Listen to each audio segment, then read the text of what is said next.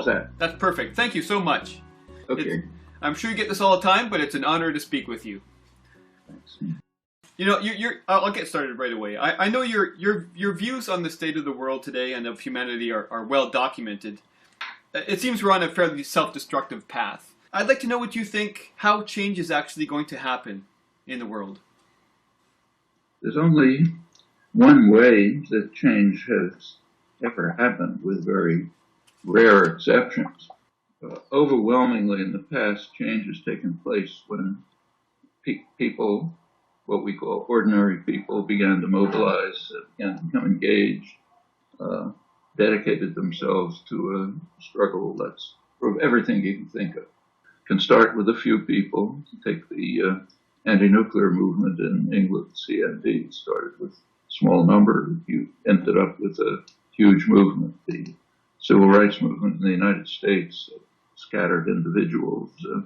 Many people really dedicated themselves with courage and intensity. A couple of black kids sitting in a lunch counter in North Carolina, the Freedom Riders going through the South. Pretty soon you had a huge mass movement. The women's movement, which has had a very significant effect on modern culture and society, began with small consciousness-raising groups going on with demands and pressures, and finally achieved something. And the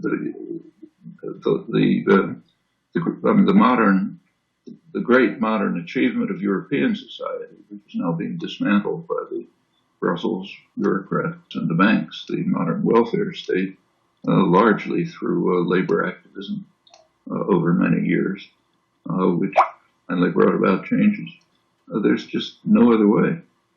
Same here. Would you say there's a conscious and concerted effort to prevent that from happening? Well, of course, power systems never say, thank you, we're giving up our power. They'll do everything they can to retard it and prevent it. And that simply requires more engagement. It seems like conflict is at the core of all the problems with humanity, both as individually and as a species, collectively. What do you think is at the core of that conflict of each individual? First of all, there's also plenty of cooperation. There is, for sure. There are conflicts when there are different interests and concerns. You can try to adjudicate them sensibly, or you can approach them aggressively, and that'll lead to conflict. Take any case you like. Take, say, the problems in Ukraine right now. There are paths forward that you can imagine towards peaceful reconciliation, negotiations, there are plainly different interests and concerns. You can think of ways in which they could be accommodated. One possibility is to pursue them. The alternative possibility is to try to exacerbate them, say by sending delegations to call for a greater for rejecting the concerns of the others and demanding solely your own rights. Sending missile defense, so-called missile defense, to Eastern Europe on our side, expanding the aggressive efforts to incorporate Ukraine into a Western system, not realizing that that's, of course, severe, they're not realizing or not caring, but severe security threat to the United States, to Russia. And on the other side, if, say, Putin were to give direct military support to secessionists in eastern Ukraine, which he apparently is not doing, that would exacerbate the tensions. There are always alternative paths you can follow. Well, I'd like to appeal to your philosophical side here. I speak with for this project, I'm speaking with spiritual leaders, a lot of the top scientists in the world, a lot of some politicians, and from people from every perspective. And they all seem to have their own answer to what is wrong and what the solution is. And it just seems to me that as long as there's a conflict, would you say as long as there's an internal conflict in the human organism, that will always reflect itself onto the world? Any person, you, me, my children, everyone else, is complex enough so that we have internal conflicts, and we try to resolve them. It's pretty much the same as before. Uh, you can tear yourself apart, or you can try to find a constructive way forward. I don't think there's any deep philosophical or spiritual issue here. It's something we're all quite familiar with. Well, it's funny. The spiritual aspect, or suggests that the answers must come from within first. That you must examine yourself, and once you have a center, once you have a core value. I mean, you must have a core value that really reflects in everything you say and do. I don't have a core value, and Right. I don't think anyone else does either. We have many values of greater and lesser significance, and sometimes we find they conflict with each other. So, for example, the freedom of speech is a very high value. I think it should be preserved, but it does run into conflicts. For example, do you provide freedom of speech to people who are trying to destroy the world, let's say? Right. That's a serious question, and they exist. So, for example, the major major sectors of corporate power in the United States are working overtime to try to ensure that their profits in the short term will be maximized by convincing people that either there is no global warming, or if there is, humans have nothing to do with it. Well, they're in fact announcing a kind of a death knell for the species. Should their freedom of speech be guaranteed? It's a conflict of values. I think it should, but can't argue that there's no conflict of values, and that happens all the time. People are not simple enough to have a single core value. We have many concerns, many values. Many of them we ought to assess, decide that they're really not valid. It's always good to look into the mirror to make sure, try to see if what you're doing is sensible and justified. Question your own reflexive judgments, your own commitments. That always makes sense, but you can't be paralyzed by it. You have to make decisions in life constantly on matters small and large. Well, you seem very measured and very balanced, and you're obviously in the center of many world storms. With all the things that you've said, you must get a lot of flack. What do you do internally to remain centered and reasonable, or is it just your natural predilection? There's plenty of inner turmoil. If you talk to people close to me, they'll know about it. But I think it makes sense to try to suppress it and attempt, at least, make every attempt to address criticism, hysteria, shrieking, invective, whatever it may be, and there's plenty of it, to try to see if you can find in it points that are serious enough so that discussion and constructive engagement is possible. Often there are, sometimes there's not, in which you just have to dismiss it. Was there a pivotal moment in your life that put you on this path that made you see the world the way that you see it today? Or was that an innate thing for you? I don't know. I mean, it's innate for all of us. The question is what stimulates it and brings it forward. But, so for example, concern for the fate of others, sympathy, as it's been historically called, is probably just an innate property. Adam Smith, David Hume, other great figures took that for granted, and I think they're probably right. But it doesn't always manifest itself. Right. We all have our own experiences and our own choices and decisions. As far as I'm concerned, it's from early childhood. I grew up during the Depression, plenty of suffering. See it very close by. There was the rising threat of fascism, dark cloud over Europe, which was pretty frightening, even to a child watching it. And these things shaped a perspective on a way of thinking about the world. Do you get a sense of being an historical figure in the world?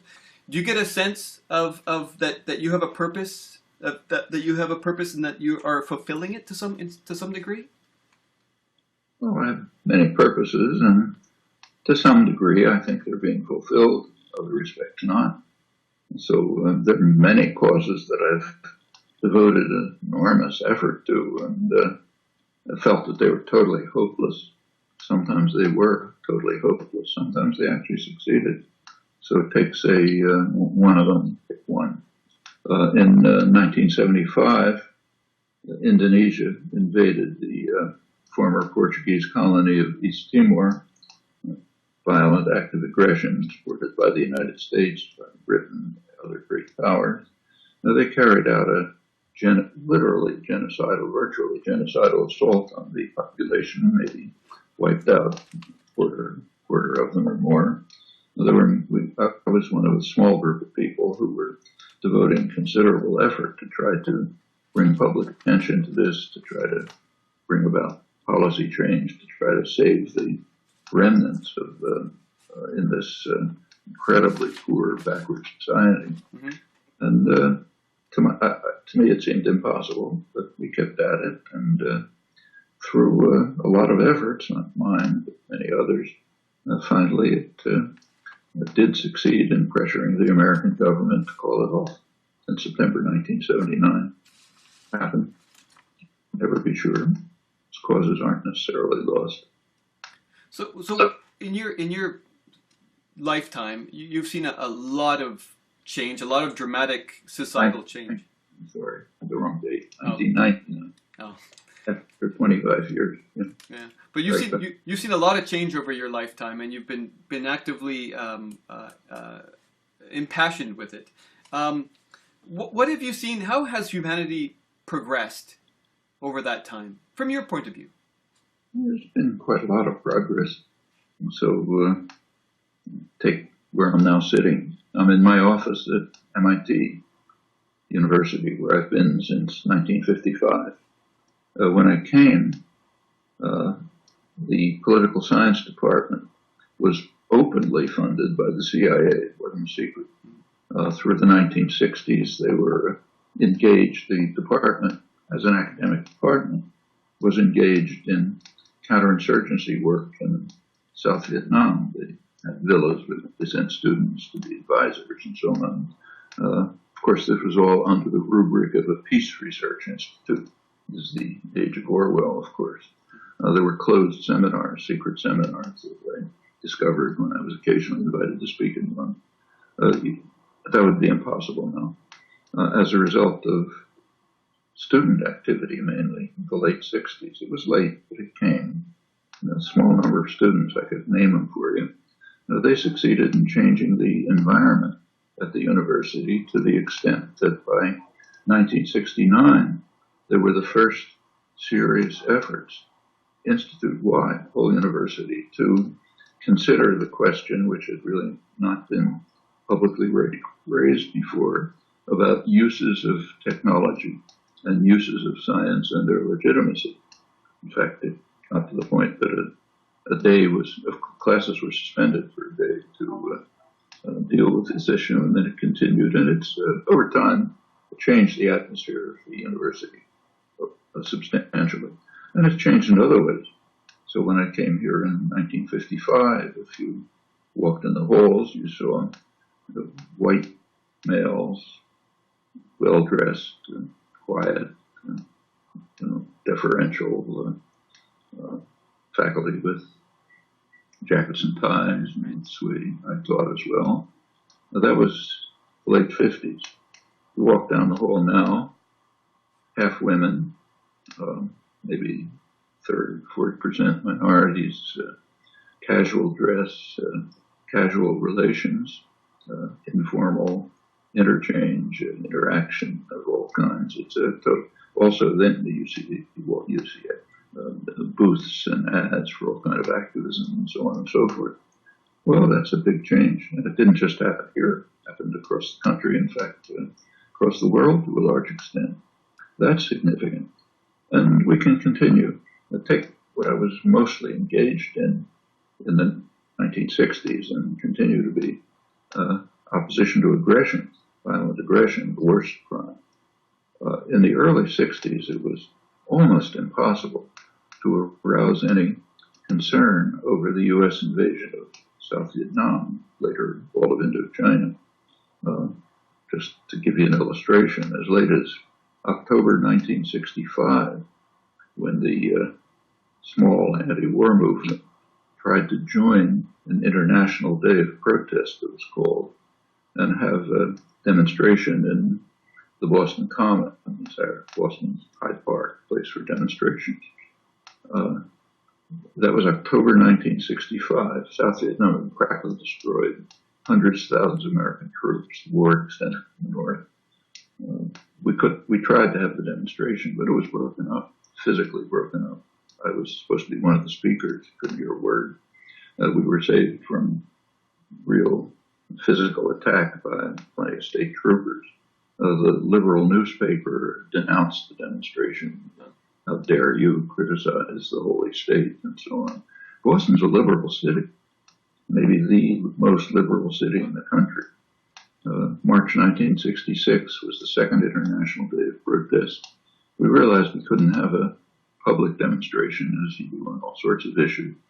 So we tried to arrange it in a church. Church was attacked. Tin cans, tomatoes. My wife, must have been 1965 or so, we had two little girls, she took them to a women's demonstration in Concord, Mass., the traditional seat of U.S. pacifism.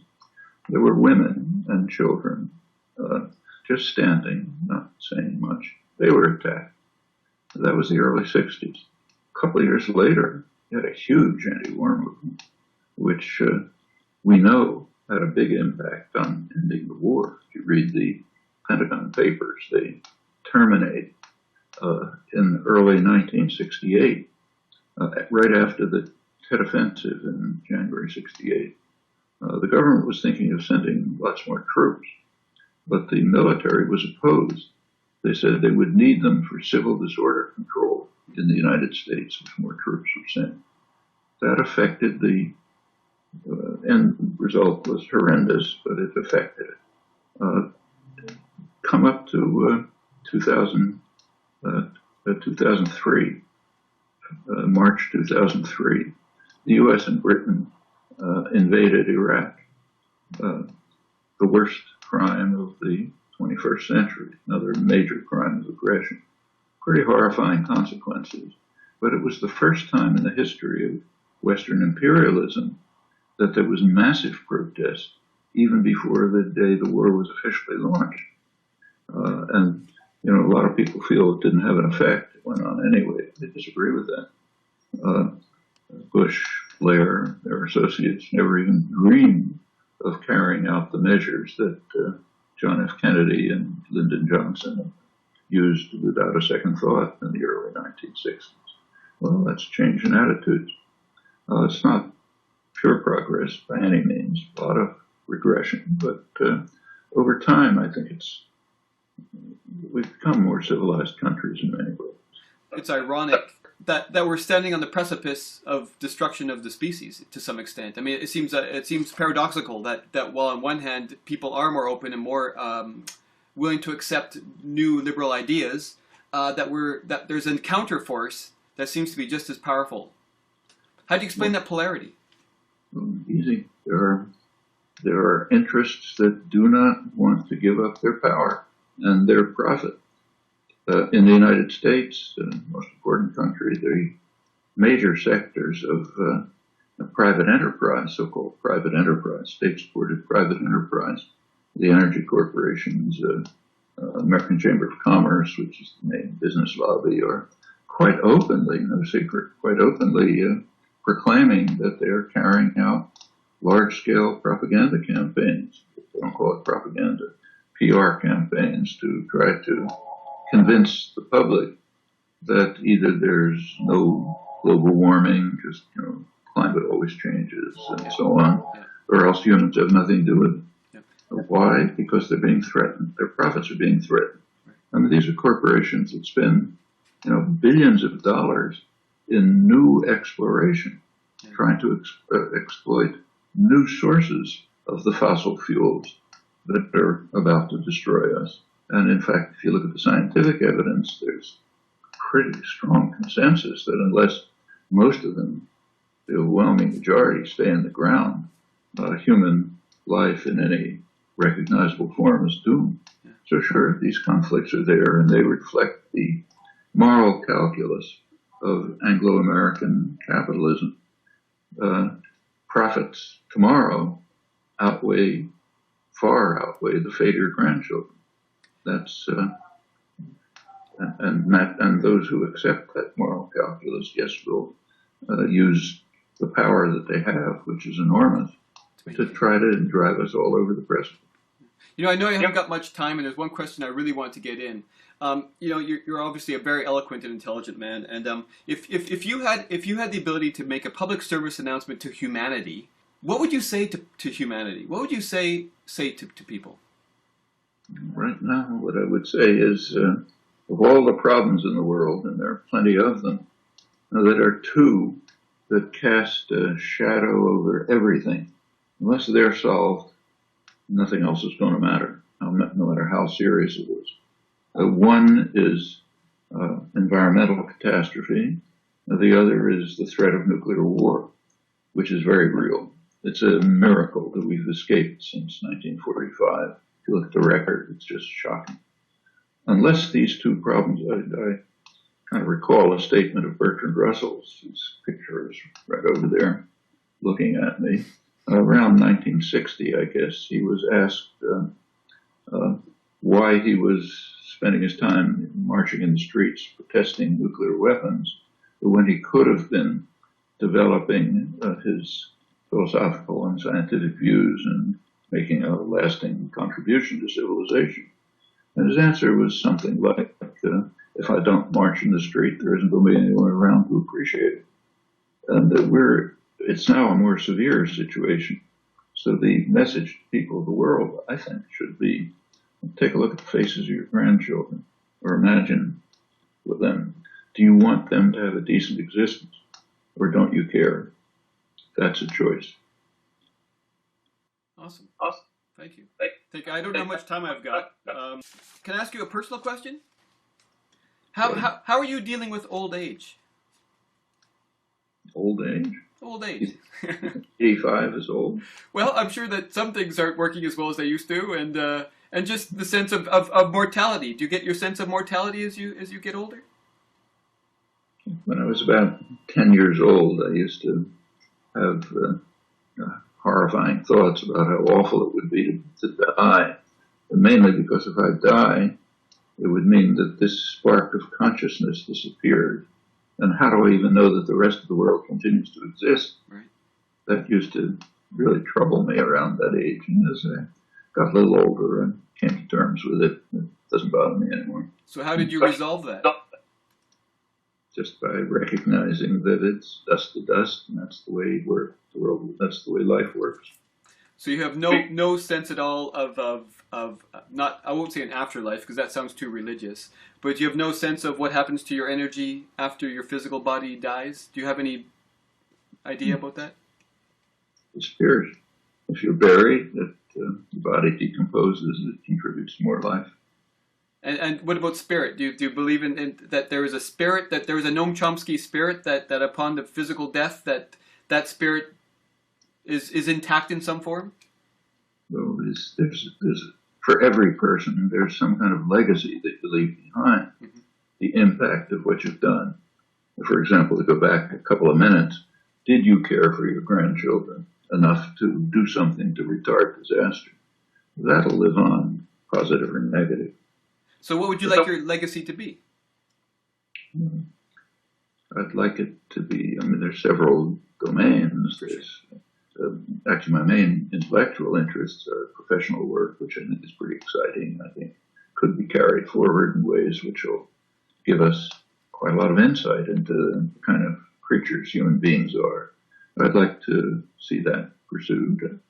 Maybe I'm on the right path, maybe the wrong path, but whatever it is, I'd like to see that get to be carried forward significantly. But in the human domain, the domain of human life, it's basically what we've been talking about. To whatever extent there's a positive impact in securing decent human life, saving people's lives, ensuring that they have the sustenance, the rights that every person should have, to the tiny extent that I can contribute to that. I'd like that to be a legacy, of course. You know, somebody, when I mentioned I was speaking with you today, someone asked me, I asked him, was there a question that you particularly wanted me to ask? And he mentioned that, is there a question that hasn't been asked of you that you would like to answer, that should have been asked of you? I mean, you seem to have an opinion on everything, and you have a view, and you've considered a lot of things. Is there something that hasn't been asked as much as it should be? Yeah. One question that isn't asked as much as it should be is why, throughout my life, have I delayed so long in becoming engaged in things of immense significance? And I can give you case after case. Please do. Hmm? So why is that? Why? Well, they take the Vietnam War, which consumed me and my energies in the 1960s. In fact, I was just about to go for a long prison sentence, probably ended by the Tet Offensive. But at the time to become involved, I became involved seriously in the early 60s. Time to become involved was 10 years earlier. Take, say, environmental issues. The time to become involved at the very latest was the early 70s. Right. I didn't do very much until the last 10 or 15 years. And you can mention case after case. Is that because you're really self-absorbed in your career, or was it you're just unaware of these issues, or? It's a mixture of personal deficiencies, lack of knowledge, interest in doing something else, the kind of things we're all familiar with. What keeps us from doing the things at some level we know we ought to do? And you feel like now you're doing everything you should be doing, or you feel that you're? No, I think the questions can be asked now, too. Yeah. I gotta go off. Yeah. Okay, well, thank you very much. Truly, it's a pleasure to speak with you. Good to talk to you. Thank Glad you. it finally worked. Yes, thank you.